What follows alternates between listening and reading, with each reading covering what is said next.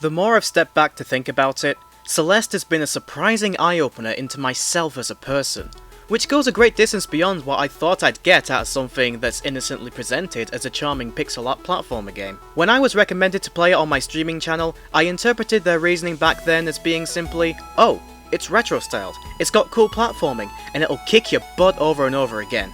But now, I fully realise that there was a huge amount more to their reasons than just that. For those of you possibly uninitiated, Celeste is indeed a charming pixel art platformer game with the aim of seeing the protagonist Madeline climb to the top of a mountain. To help you out in the climb, you have the abilities of grabbing and scaling walls, jumping off of them, and a super useful dash, which can help you traverse long gaps, but with the hindrance of it needing a recharge before you can use it again. As the ascent goes on, it becomes clear that this is no ordinary mountain. Some of the mountain's obstacles allude to the seemingly ethereal, otherworldly sensations and powers contained within its vicinity. And Madeline herself isn't simply one-dimensional as to just be some mountaineer or some climbing enthusiast. She is here on a mission of self-discovery and healing. Celeste has a serene and well-crafted approach to telling its story which, given the themes it presents, is absolutely rightly needed. Now, touchy stuff about mental health issues will be discussed from here on in, so you have been warned. Very quickly, the story specifies outright that Madeline suffers from panic attacks and anxiety that have led to her having problems with her mental well-being. Going to this mountain and getting to the summit is a parallel to that struggle, and she seems to go there with the idea that she'll feel better after doing so. But alongside the obstacles of this perilous and very difficult path to the top, one of the biggest obstacles that Madeline faces is, quite literally, herself. The parts of her psyche that Madeline hates the most, which manifest into a doppelganger thanks to the mysterious powers that emanate from the mountain. Madeline and the doppelganger frequently come to blows during the climb, and initially, the solution Madeline has is to simply just run away and ignore her darker self. This aspect rings true because I imagine that many people who have suffered from mental problems will have at some point tried to do this in their efforts to manage to make it through each day.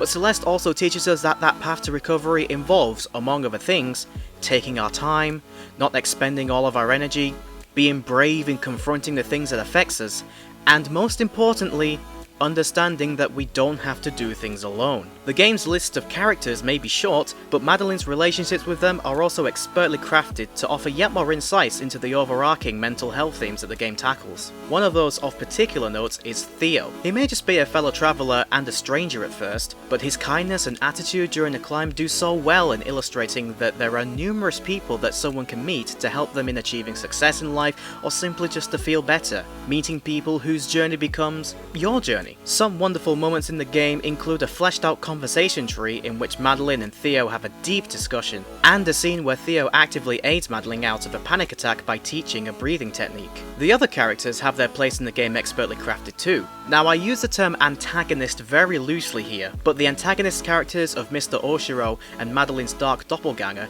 are just as fallible and flawed as the main character is. Though their actions are a huge hindrance, it's important that their positions are just as understood as our own. Madeline is initially intent on simply casting her darker self to the side, which very quickly does not work out. It's only after confronting those dark parts of herself and finally accepting them as part of her that Madeline can bring those dark elements under control. These many narrative elements are written with care and thoughtful reference to the deep themes of the story, and I have to say on a first playthrough, the story definitely leaves an impact.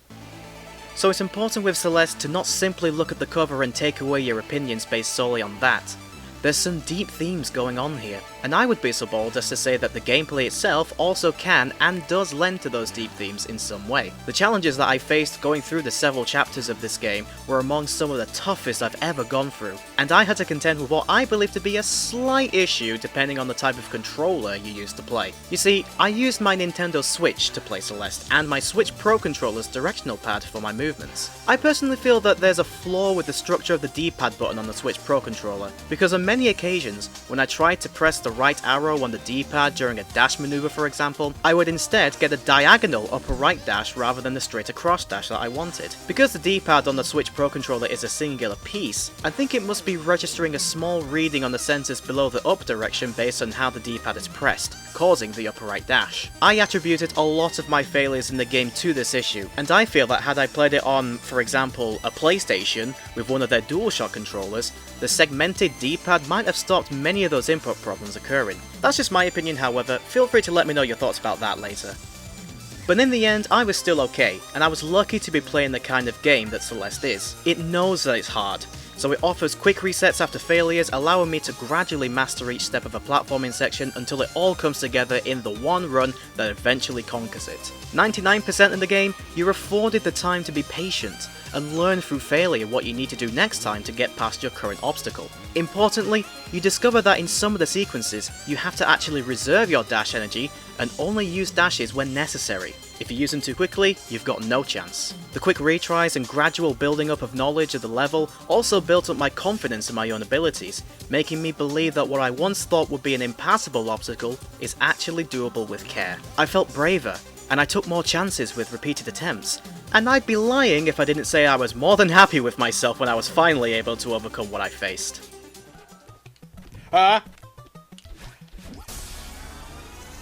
Let's go! Let's go! Take your time. Be patient. Conserve your energy. Don't spend it all at once. Build up your confidence. Be brave. I think that all these lessons taught in the gameplay tie in perfectly to the deep themes that Celeste wants to tackle. As you go through your lives day by day, there will be some things that come up and they will test your patience and your well-being, but you have ways of getting past them.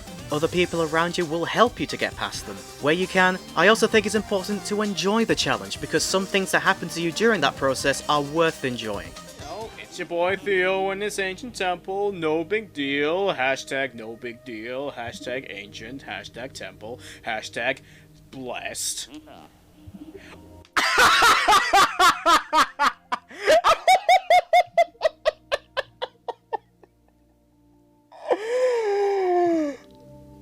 Called it! However, the next point coming up is probably more important than all of the things talked about before combined. It is extremely important to discover and fully understand your limits. I believe that my time playing Celeste has helped me understand this point the most. Even though I've beaten many of its challenges, there are other challenges available that I know will be simply beyond me. My attempt at the not available at launch Chapter 9 is a testament to this. When it simply became less about having fun, I had to set it aside. There is absolutely nothing to gain from toiling away trying to get at something when all it ends up doing is causing more problems in the present and in the future if you're not careful. Again, this feeds back into the mental health themes of Celeste. You have to figure yourself out. This involves knowing what you are definitely capable of and finding that ground to stand on. You can absolutely try to reach new heights, and that journey is going to take some time. If you can overcome it, then great! That's your new ground to stand on. But eventually there will be a height that's just too great to surpass, and constantly trying to get there will only cause you frustration and potentially set you back down the ladder of progress. Finding out where that limit lies is the whole point, and that's definitely worth celebrating. The hardships you encounter along the way are worth remembering for the fact that you were able to beat them. In fact, the game says it itself in a bit of a tongue-in-cheek way.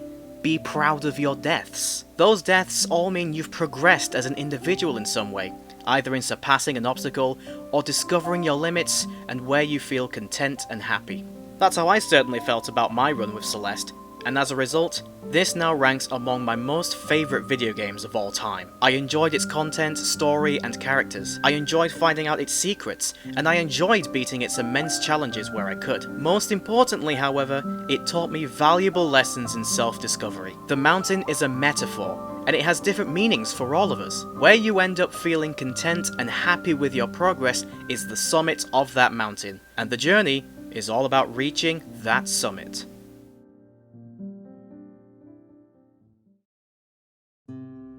A big supermassive hello to you all. Thank you very much for watching this review video. Be sure to leave your likes and comments down below, and if you want to see more, click the subscribe button and the notification bell icon. If you want to catch my Twitch live streams on Tuesdays, Wednesdays, Thursdays and Saturdays, as well as see the stream highlights, go to twitch.tv/rickb321 to find out more, and make sure to follow my other social pages on Twitter and Facebook. Thank you very much for watching, stay you and stay awesome, and I'll see you all later on.